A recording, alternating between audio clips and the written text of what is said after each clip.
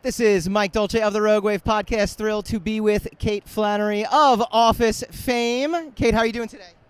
I'm great. How are you doing? This is me.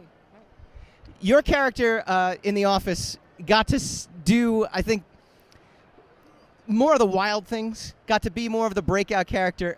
How much was that just a natural evolution for you of your own personality, or was that you pushing for it, or how'd that happen? You know what? I did not push. I was asked to do my own stunt when I got hit by a car, and we sort of started. That's when it all sort of began. That was like season 4, where suddenly I'm like, oh, so I'm doing most of my own stunts. We always had stunt people, but I always thought it was funnier if I did it, because it's funnier if it's the real person. So I love doing physical comedy. So I just feel like I always had my own weird lane on the show, and I just loved it. I love that even after 9 seasons, they didn't really stray from that chess game. Like, I like that they still kept it odd and weird for Meredith. I had a great time. How much of it was improv, and how much was it like stick to the script? It was mostly written.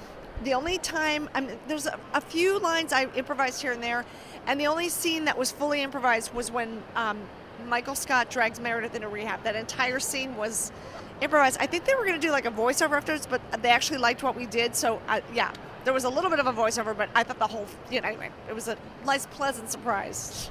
Take us back to the early years where the threat of cancellation was there, to what it is now. The Office has become, it's grown on its own myth almost.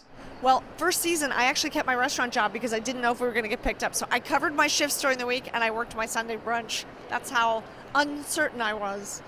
And then when we finally got picked up, I waited until we were beginning filming season 2, and 40-Year-Old Virgin was coming out at the same time. So it was like, so Steve was blowing up, and then I realized, oh, we have him, so we're in good shape.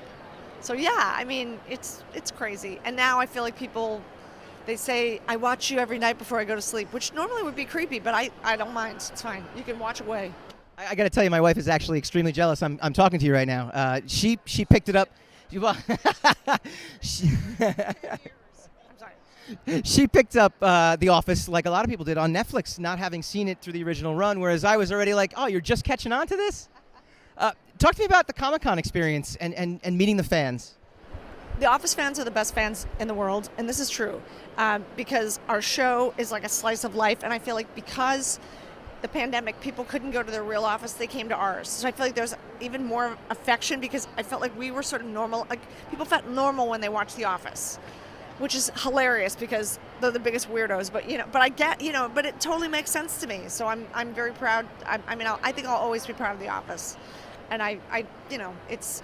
You can never predict this kind of trajectory for any show, and you hope that you can make somebody laugh, and that you don't get arrested for being too dirty. What am I saying? But thank God it wasn't NBC and wasn't HBO, so I'm good. My parents are not too happy about the nudity, but that's that's how it goes. Last question: what is your favorite scene for your character in the show? It's hard to pick one, but I did love the Meredith dragged into rehab, but I also loved there was a whole scene where the intervention during the Christmas party. That was like one of my favorite things to shoot. Yes, there were so many. Don't make me pick one, but it's so fun. I liked getting hit by a car. It was fun to do that. Don't try it at home though. Boyfriends that are like showing that over and over again. Kate, this has been a pleasure. I thank you so much as well. I'm a Philly girl, and my dad owned a bar here in Philadelphia for years, Flannery's Tavern in Germantown. Well, nice town, so yeah.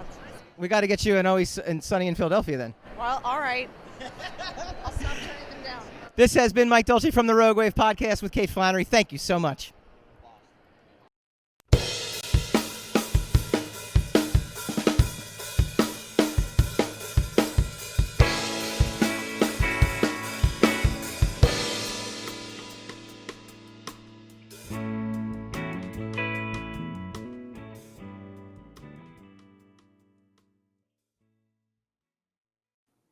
Welcome back to the Rogue Wav Podcast. I want to thank Jerry Milani and FanExpo Philly for getting us that interview along with our clerks interviews.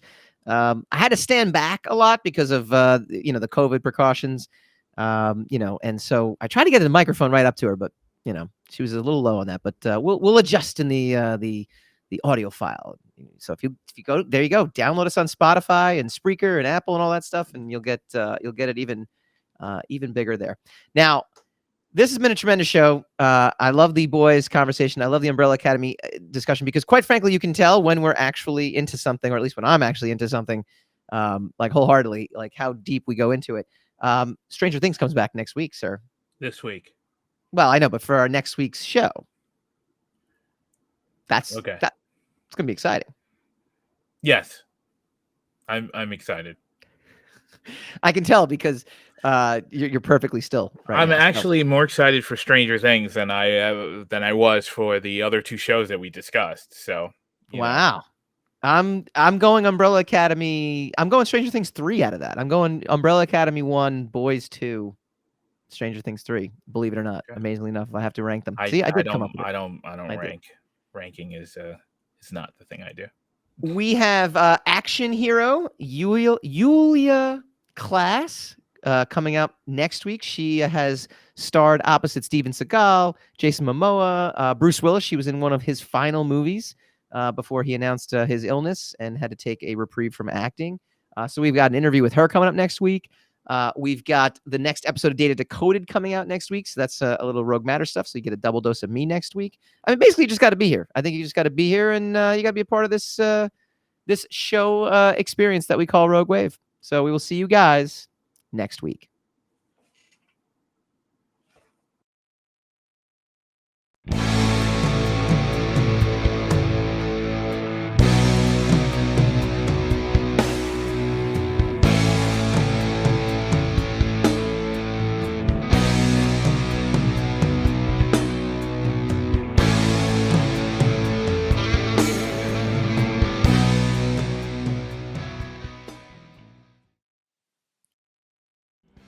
Hi guys, Mike Dolce here from the Rogue Wave Podcast. If you like this video, please feel free to like, share, subscribe, all that fun stuff. It really helps us out. Leave a comment, let us know what you'd like to see in future episodes, and tune in every Wednesday night, 8 p.m. Eastern for a brand new episode of the Rogue Wave Podcast.